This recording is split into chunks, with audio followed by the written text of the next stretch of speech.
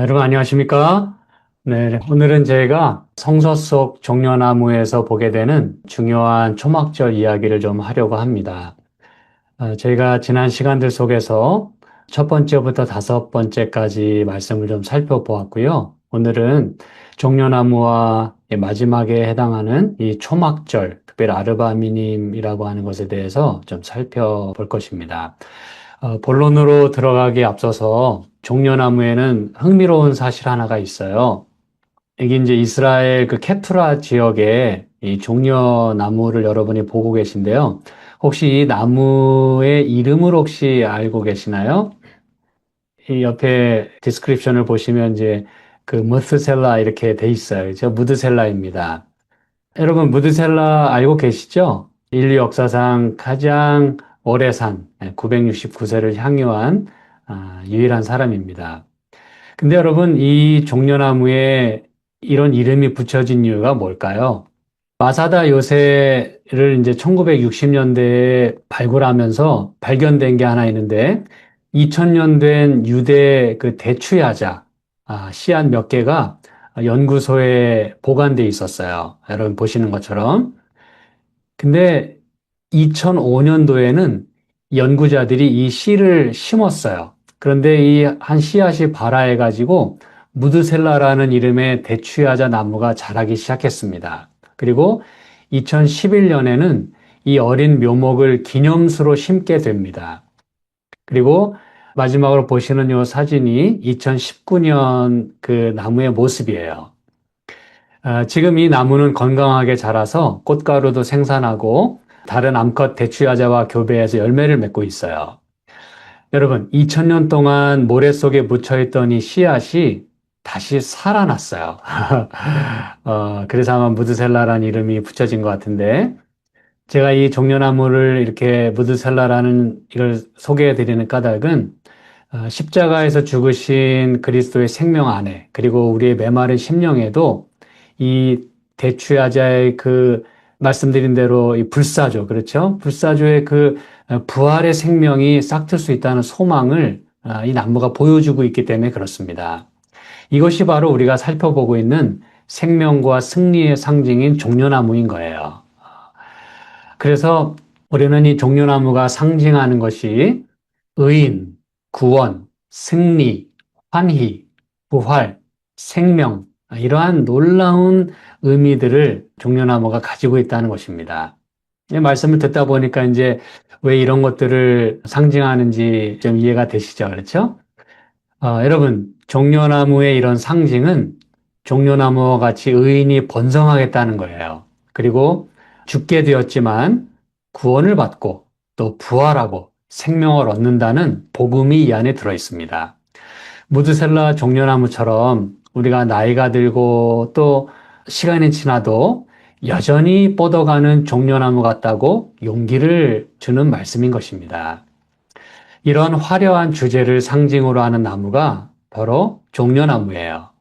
어찌 보면 이 성경에서 가장 좋은 의미들을 함축하고 있는 것 같습니다.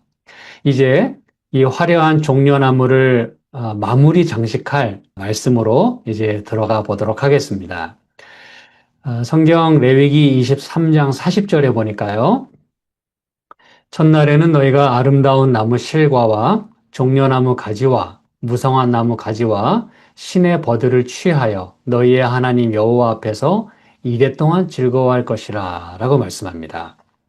여기 네 가지의 나무 혹은 가지가 나오는데 이 네 가지를 가리켜서 아르바미님이다라고 불러요.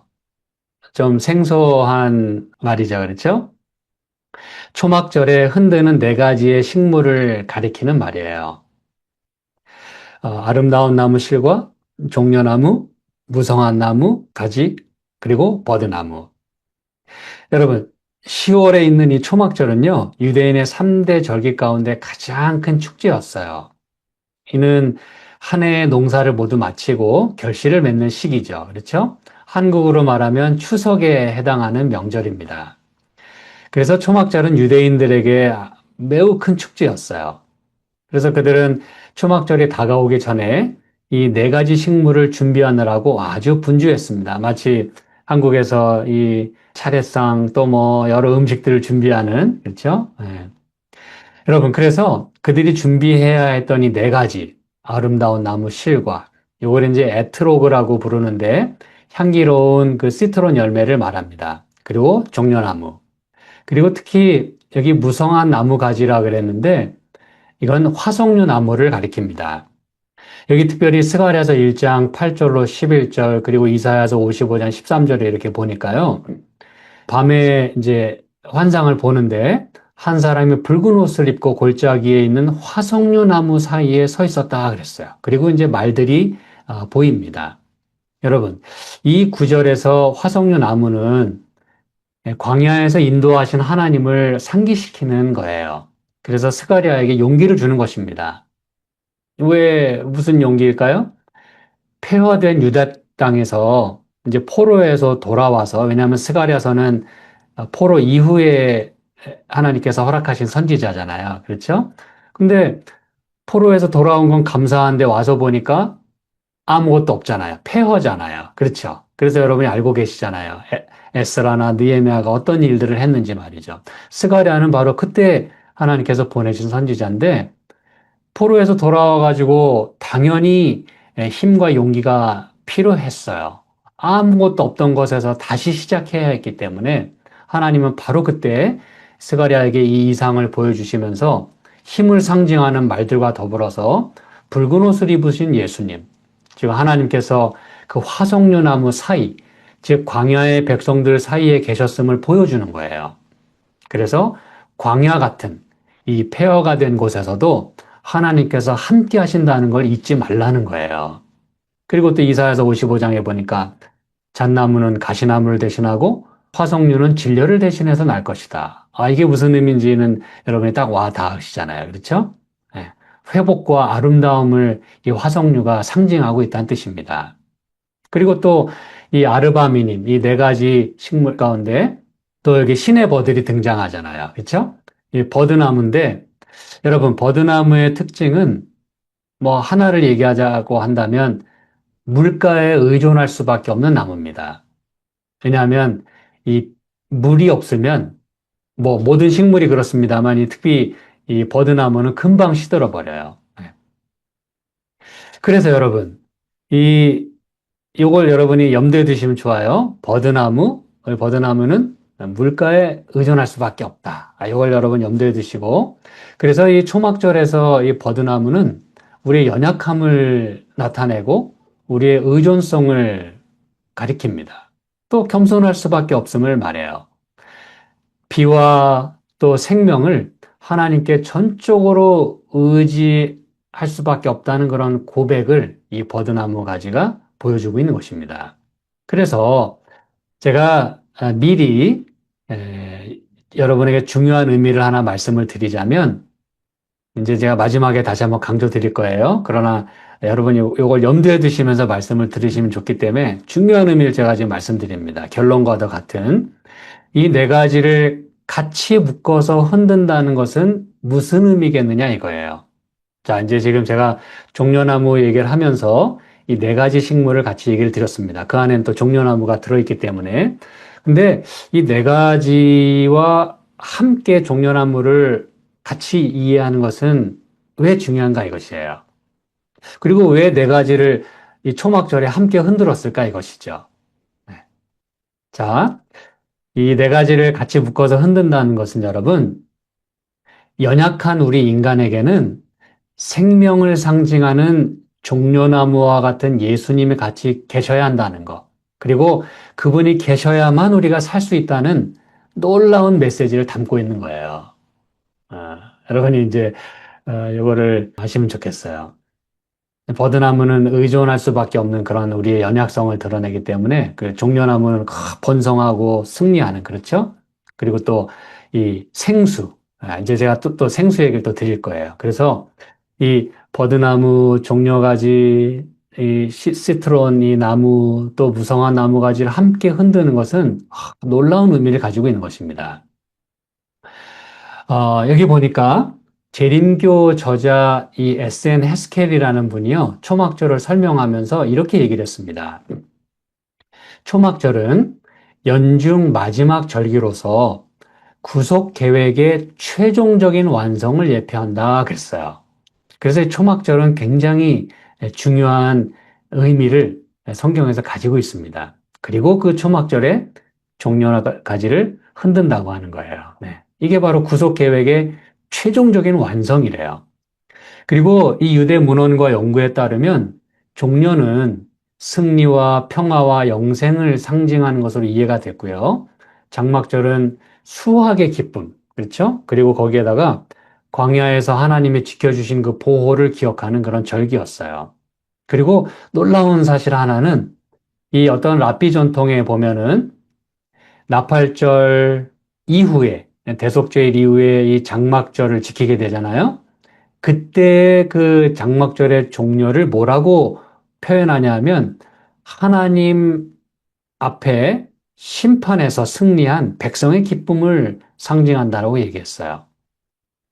자, 나팔절, 대속죄일, 초막절 이렇게 가기 때문에 초막절을 지킨다는 건 뭘 의미하냐? 앞에 있는 그 심판, 유대인들에게 있어서 대속죄일은 심판의 날이거든요. 욤키푸르라 그래서 그 심판을 통과하고, 그렇죠? 심판에서 승리한 것을 이렇게 표현한다라고 하는 거예요. 놀라운 이 신학적, 구속적인 의미를 가지고 있습니다. 그래서 이 종려가지는요, 심판을 통해서 용서와 의롭다 하심을 경험하고, 그리고 그것을 통과한 사람들이 하나님과 함께 장막을 치고 거하는 요한계시록 21장에 나오는 그 기쁨이라고 하는 놀라운 구원의 흐름을 품고 있어요. 이거는 우리 재림교회가 가지는 놀라운 그 메시지를 아주 힘있게 또 증거하고 있는 거예요. 조사 심판 이후에 구원받은 자들, 또 그들이 누리는 최종적인 기쁨. 여러분 얼마나 큰 의미가 담겨 있습니까? 그렇죠? 이 부분에 대해서 우리 재림교 주석은 이렇게 표현을 했어요. 이 가지들은, 그러니까 네 가지죠. 이 가지들은 초막을 만드는 데 사용되었고, 이스라엘은 이 절기 동안 그 안에서 살아야 했다. 백성들은 속죄일에 영혼을 괴롭게 해야 했다. 그렇죠? 속죄일 동안에 죄를 고백하는 일이 있었어야 했기 때문에, 그러나 초막절에는 즐거워할 것이었다 그랬어요. 예.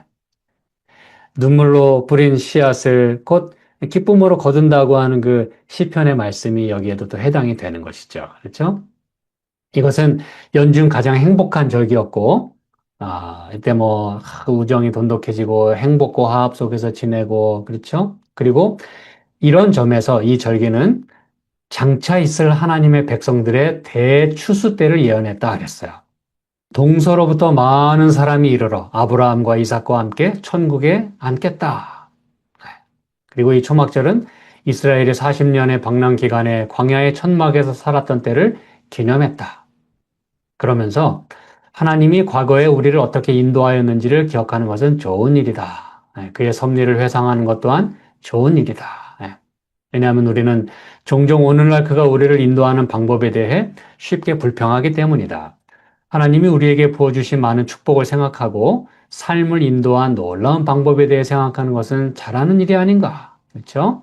그렇게 함으로써 우리는 더욱 감사하게 여길 것이다. 감사는 신앙의 중대한 부분이다.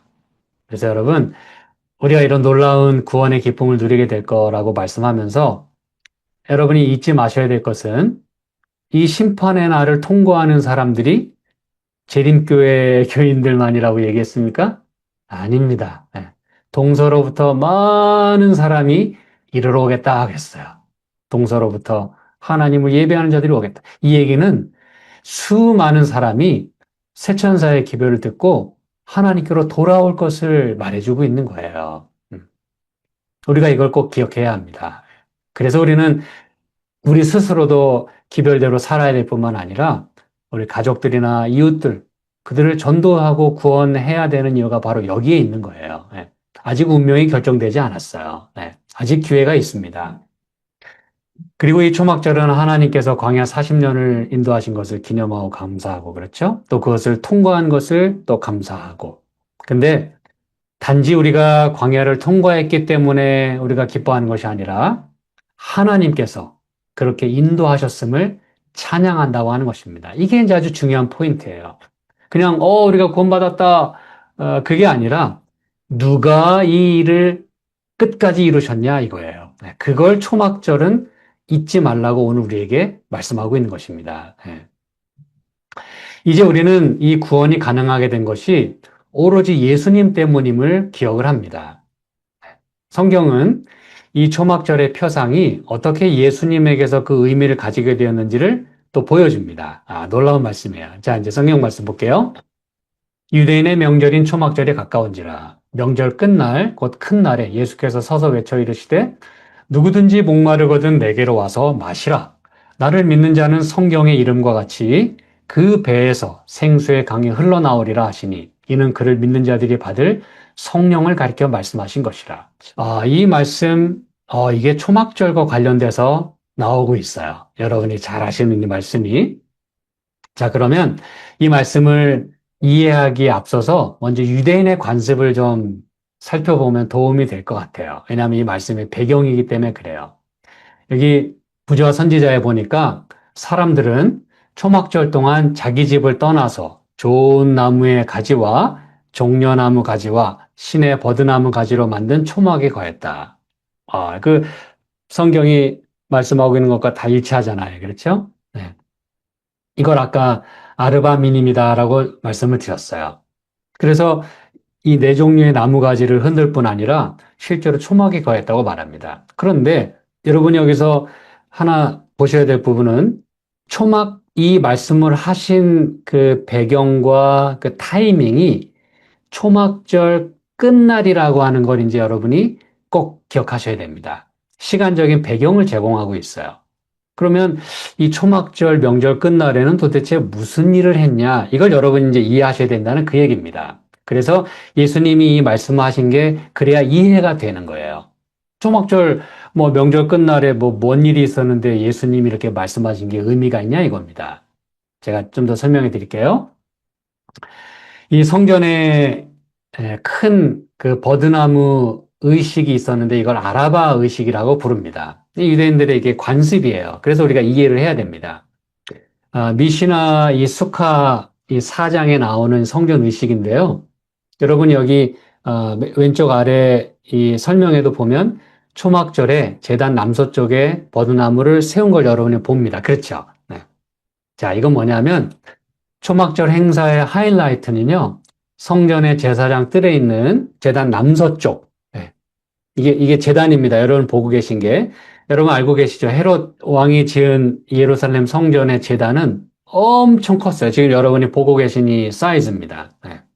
그래서 예수님이 이렇게 제단 위에 들린다라고 하는 게 바로 이걸 예수님이 보시고 말씀하신 거예요. 높이 들리잖아요. 그렇죠? 여기 희생제물로 그 드려질 그 양 대신에 예수님이 십자가에 높이 들리실 것을 말씀한 겁니다. 자, 그런데 이 하이라이트는 뭐냐면 이렇게 버드나무 가지를 세운 다음에 매일 제단 주위를 한 바퀴씩 도는 겁니다.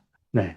그리고 또 유대인들은 그 마을 시내가에서 매일마다 새로운 버드나무 가지를 꺾어 왔어요. 왜냐하면 하루만 지나도 버드나무 가지는 물이 없기 때문에 어떻게 된다? 말라 비틀어지기 때문에 그래요. 그래서 성경에 이 버드나무 가지가 항상 어디에 있는 나무로 묘사되는지 알고 계시죠? 시냇가 옆에. 예, 그게 바로 시내버들입니다. 예. 이렇게 6일 동안 새로운 버드나무 가지를 세워놓다가 초막절 마지막 날에는 특별한 행사를 했어요. 그건 뭐냐면 이 마지막 날에도 이제 버드나무 가지를 여기 제단 옆에다 이제 세워놨는데 이때는 제사장을 앞세워서 제단 주위를 행진했는데 이때는 모든 사람을 다 초청했어요. 왜냐하면 보통은 이 제사장 외에는 들어갈 수 없는 이 뜰이었는데 이날 하루만큼은 모든 사람에게 다 오픈했어요. 여인들에게도 오픈하고 아이들에게도 오픈하고 초막절 마지막 날에는 이 모든 사람이 평일에는 한 바퀴만 돌았지만 마지막 날에는 이 제단 주위를 7바퀴 돌았어요. 그게 이제 여기 그림에서 보시는 것처럼 순례객들이 이 제단 주위를 돌면서 시편 기도를 간절히 드렸습니다. 여호와여 구하옵나니 이제 구원하소서. 여호와여 우리가 구하옵나니 이제 형통하게 하소서. 시편 118편에 있는 말씀이에요. 여러분, 광야의 백성 이스라엘에게 있어서 물은 생명과도 같은 거였어요. 그렇죠? 그리고 하나님의 은혜를 상징하는 겁니다. 그래서 물이 없어 죽어가는 이 버드나무처럼 하나님의 특별한 은혜가 없이는 말라 비틀어질 수밖에 죽을 수밖에 없는 이스라엘을 구원해 달라고 하는 기도를 간절히 드리는 거예요. 이런 예식을 통해서. 그리고 이제 구원하소서라는 것은 히브리어로 여러분이 아시는 것처럼 호시아나입니다. 호시아나. 우리말로는 뭐예요? 호산나. 네. 호시아나. 이게 이제 구원이란 뜻이에요. 예. 초막절 행사에 쓰이던 이 버드나무가 가진 닉네임이요. 호산나였습니다, 여러분. 그럼 이제 의미가 좀 더 가까워지죠. 그렇죠. 예. 호산나라고 외치는 것은 물이 없어서 절규하는 그 버드나무의 외침과도 같다는 것입니다. 예. 아울러 건기가 끝나고 초막절이 시작되는 10월 무렵에는 이른비가 제때 내릴 수 있도록 간구하는 그런 기도문이기도 했어요. 예. 이때 이른비가 내리지 않으면 파종할 수가 없잖아요. 그렇죠? 예. 이때 바로 예수님이 딱 이 성전 제사장들에 나타나신 거예요. 무슨 얘기인지 아시겠습니까, 여러분? 이 초막절 마지막 행사 때에 버드나무 가지, 그 다음에 물이 필요한 이들에게 있어서 물을 제때 내려달라고 하는 그 생수를 우리에게 허락해달라고 하는 그 기도와 더불어 이들이 그날 마지막 이 의식을 하고 있을 때 그때 예수님이 딱 등장하신 겁니다. 이해가 되시겠죠? 그래서 아까 생수 얘기를 하신 거예요. 그래서 이때 물 붓는 의식을 한 겁니다. 샘에서 물을 떠와가지고 항아리에다 물 붓는 의식을 한 거예요. 왜냐하면 광야에서 물이 없이는 살 수가 없었지만 하나님이 물을 허락하셨다는 걸 기념함과 동시에 우리에게 물이 필요하다는 거예요. 생수가 필요하다는 것입니다. 하나님의 생수로 살려달라는 거예요. 그때 예수님이 딱 생수라고 등장하시는 것입니다. 예. 유대인들은 하나님의 은혜를 간구하고 있었지만 안타깝게도 바로 옆에 서 계시는 생수이신 예수님을 알아보지 못했어요. 그들은 오히려 하나님의 은혜의 현현인 예수님을 죽이려고까지 했어요. 예수님은 이 초막절 마지막 날에 물이 없어 죽어가는 이 버드나무와 구원을 간구하며 호산나를 외치는 유대인들에게 자신이 메시아임을 선언하고 계셨던 것입니다, 여러분. 이 초막절 이것과 예수님의 이 등장은요, 정말 얼마나 드라마틱한지 몰라요. 성경은 그래서 요한복음 7장에 말합니다. 누구든지 목마르거든 내게로 와서 마시라. 나를 믿는 자는 성경의 이름과 같이 그 배에서 생수의 강이 흘러나오겠다. 이 말씀을 그때 딱 하신 거예요. 얼마나 놀라운 말씀인지 모릅니다. 초막절의 의미와 더불어 예수님은 바로 그 모든 기도의 응답자 되심과 모든 문제의 해결자 되심을 지금 말하고 계시는 거예요. 여러분, 이 땅의 광야를 지나서 하늘에서 지키게 될 초막절이지만 그것이 가능하도록 하기 위해서 예수님께서는 이 땅에서 지나셔야 할 광야가 있었어요. 그게 뭡니까? 바로 외롭고 두려웠을 십자가입니다. 그 경험이 있어야만 우리 모두가 초막절의 기쁨을 누릴 수 있었기 때문에 그런 것이에요.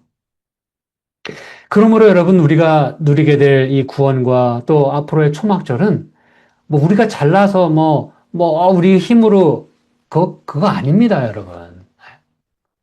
예수님이 희생하셨기에 우리를 위해서 맞으셨고 우리를 위해서 생수를 뿜어내셨기 때문에 반석 침을 당해서 물을 내셨기 때문에 우리가 살 수 있게 된 거예요. 그리고 나서 초막절을 누릴 수 있게 되는 것입니다. 그래서 요한복음 12장에 가면 예수님이 어떻게 초막절의 구원의 기쁨을 예표하셨는가를 우리는 보게 됩니다. 이튿날에는 명절에 온 큰 무리가 종려 나무가지를 가지고 맞으러 나가 외치되 호산나 찬송하리로다. 주의 이름으로 오시는 이곳 이스라엘의 왕이시여. 여러분, 이때의 이 외침은 얼마나 중요한지 모릅니다. 왜냐하면 예수님을 물론 잘못된 이 생각을 가지고 예수님을 메시아로 추대했지만 그분이 메시아인 것은 틀림없어요. 다만 그들은 로마에서 이끌어줄 메시아만을 원했지만 예수님은 단지 로마에서의 구원이 아니라 죄로부터 우리를 구원해 주실 그런 정복자 하나님으로 등장하시는 것입니다, 여러분. 마침내 사단의 권세로부터 우리를 구원하시기 위하여 지금 십자가로 가시는 길이었어요. 그때 이 종려나무 가지를 흔들면서 호산나 우리를 구원해 주소서라고 외쳤던 것입니다, 여러분. 그래서 어떤 분의 표현대로라면 한국이 독립운동할 때 대한독립 만세라고 외쳤던 것과 호산나 찬송하리로다 라고 외쳤던 것과 똑같은 것이었다라고 이야기를 합니다. 그게 바로 그 의미였다는 거예요. 네. 그런데 여러분, 우리 예수님은 정말 우리를 놀라운 이 죄의 속박으로부터, 그렇죠? 네. 그래서 여기 시편 118편에 그 명절 마지막 날에 제단주의를 돌면서 외쳤던 그 간구가 바로 똑같은 간구임을 우리는 알게 되는 것입니다. 이게 그 얘기를 하는 거예요. 네. 예수 그리스도, 구원자이실 뿐만 아니라 그리스도, 네. 그 해방의 날을 선포하신 이사야 61장에 있는, 그렇죠? 네. 그래서 여러분, 오늘 이것이 우리에게 주는 메시지는요, 초막절, 그리고 버드나무, 종려나무, 이 모든 게 종합하면 무슨 얘기냐 이거예요. 제가 아까 서두에 중요한 거 말씀드린다는 거 여러분 기억하시죠? 왜 초막절에 이 버드나무와 종려나무 이걸 왜 다 같이 흔들었냐 이거예요. 바로 버드나무와 같이 물이 필요한 우리 인생과 이 땅에 우리 곁에 오신 예수님, 즉 생명수로 오신 예수님, 종려와 가지 같은 예수님, 생명과 활력을 불어넣는 이 예수님이 우리와 함께하게 될 때에만 우리가 살 수 있음을 말해주는 것입니다, 여러분. 아멘. 네. 얼마나 감사한지 몰라요. 네. 여러분, 예수님은 십자가에서 이 모든 궁극적인 구원을 이루시기 위해서 그 길을 가시는 중에 이 시편의 말씀을 인용하시면서 예루살렘에 입성하고 계셨던 것입니다. 주의 이름으로 오시는 이가 결국 구원자라고 말씀하는 거예요. 그렇죠? 진정 예수님은 구원하시고 형통케 하신 분이십니다. 그 예수님의 구원과 마침내 주의 이름으로 오시는 그 재림, 이것이 종려나무를 통해 비춰지고 있는 것이에요. 네. 만왕의 왕이요 만주의 주로서 다시 오시는 그 예수님의 구원과 승리를 노래하고 있는 것입니다. 놀랍죠? 네. 우리는 마침내 당신 자신을 생명의 물이요 또 구원자로 나타내신 예수님 때문에 구원받아서 하늘에 가서 승리의 노래를 부르게 될 거예요. 예수님이 그 가신 길도 십자가의 길이고 순교자의 길이었어요. 예수님을 따르려면 그런 같은 희생이 요구당할 것입니다. 선악의 싸움은 여러분 매우 치열합니다. 그러므로 여러분이 신앙생활 하면서 어려움을 당하시거든, 하나님 때문에 고난을 받으시거든, 여러분 올바른 트랙에 있다는 걸 기억하시면 좋겠어요. 네. 이 선악의 싸움에서 여러분 우리의 운명이 결정되는 거예요. 네. 그러나 그렇게 길지 않은 시간에 끝나게 될 것입니다. 왜냐하면 성경이 이렇게 약속하고 있기 때문에 그래요. 계시록 7장 9절로 10절은 같이 한번 읽어보도록 하겠습니다. 이 일 후에 내가 보니 각 나라와 족속과 백성과 방언에서 아무도 능히 셀 수 없는 큰 무리가 나와 흰 옷을 입고 손에 종려가지를 들고 보좌 앞과 어린 양 앞에 서서 큰 소리로 외쳐 이르되 구원하심이 보좌에 앉으신 우리 하나님과 어린 양에게 있도다. 아멘. 흰 옷은 주님의 품성을 가지게 되었다는 걸 말해요. 그리고 종려가지를 들었다는 건 뭐예요? 모든 선악간의 싸움에서 각 시대의 대쟁터에서 뭐 했다? 이겼다. 이걸 말해주는 것입니다. 구원받은 셀 수 없는 큰 무리는 무슨 기별을 듣고? 새 천사의 기별을 듣고 구원받은 각 시대, 각 나라의 구원받은 모든 성도를 가리키는 것입니다. 특징은 조사 심판 1844년 이후에 그 심판의 시간을 통과하고 마지막 환란을 통과한 충성된 무리가 얻은 최종 승리라고 하는 것입니다. 네. 여러분, 우리를 향한 하나님의 마음이 이 안에 들어있어요. 하나님께서는 천사들에게 당신의 택하신 사람들을 재난에서 구원하고 또 보호하도록 사명을 주셨다 그랬어요. 거듭거듭 천사들의 격려의 말은 충실한 사람들의 낙담한 마음을 새롭게 하고 그들의 마음을 세상의 사물을 초월하게 하여 승리자들이 크고 흰 보좌 주위에 둘러서서 받게 될 흰옷과 면류관과 승리의 종려가지를 믿음으로 바라보게 하였다. 아멘.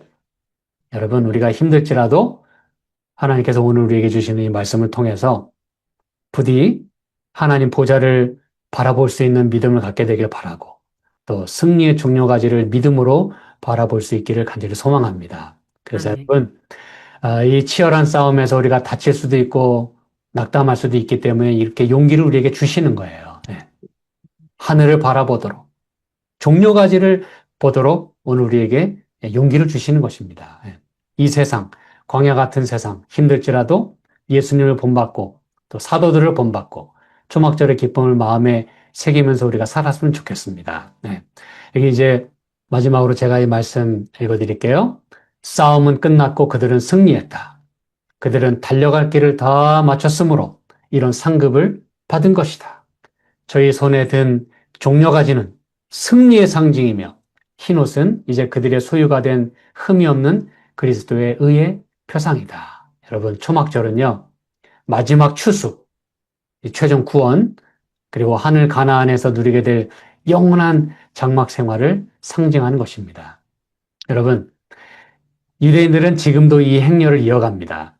놀라운 사실은 이 종려나무가 하늘에서까지 사용이 된다는 걸 생각하면 이건 보통 의미가 있는 나무가 아닙니다, 여러분.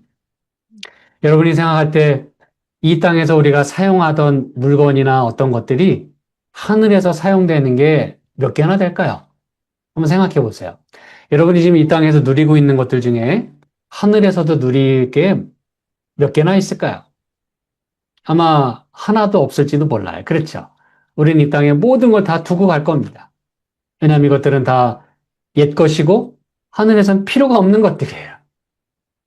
근데 우리는 왜 이렇게 영원히 두고 갈 이런 물건에 집착하는지 모르겠어요. 그렇죠? 네. 우리가 하늘에 갖고 갈 건 아마 품성밖에 없을 거예요. 그런데 놀라운 사실은 이 땅에서 사용하던 게 하늘에서 사용되는 게 있다 그랬어요. 그게 뭐예요? 종려나무 가지입니다, 여러분. 그 여러분 생각해 보신 적 있으세요? 놀라운 일이 아닐 수가 없습니다. 우리는 종려나무를 하늘에서도 흔들게 될 거예요. 하늘도 땅도 다 없어지고 새로운 곳으로 변합니다. 하나님을 찬양하는 악기들과 종려나무만큼은 그대로 사용하게 될 거예요. 그러니 여러분 이게 얼마나 놀라운 얘기입니까? 그렇죠? 제가 이제 오늘 말씀을 마칩니다.